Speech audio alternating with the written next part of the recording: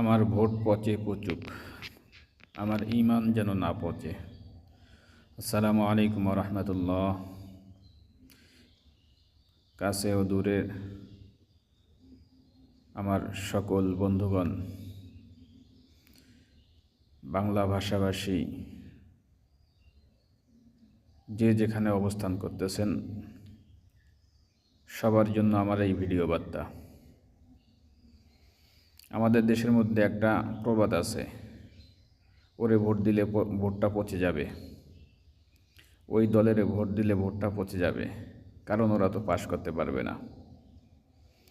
ভাই, একটা কথা মনে রাখবেন, আল্লাহ তাআলা কিয়ামতের ময়দানে কখনই আপনাকে এই কথা জিজ্ঞাসা করবে না যে তুমি যাকে ভোট দিছো সে পাশ করলো না কেন।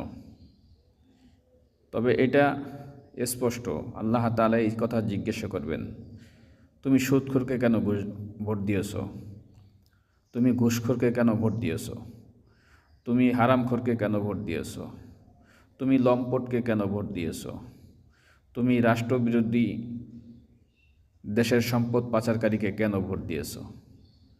আর যখন এই কথা জিজ্ঞাসা করবে, আপনি কি জবাব দিবেন?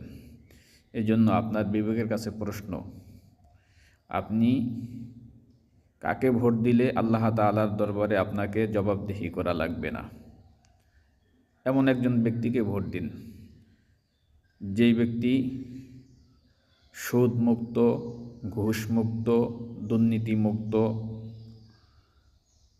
দেশপ্রেমিক, আল্লাহ ভীরু, পরহেজগার, এমন একজন ব্যক্তিকে ভোট দিন, যার কথায় কাজে মিল আছে, যার দেহের মধ্যে শরীয়তের বিধান আছে, যেরকম মুখে ইসলাম বলে কাজেও ইসলাম পালন করে, এমন একজন ব্যক্তিকে ভোট দিন।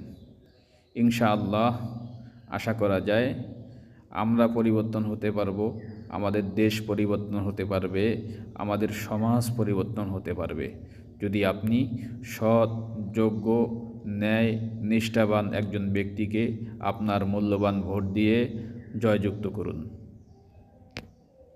আমিন।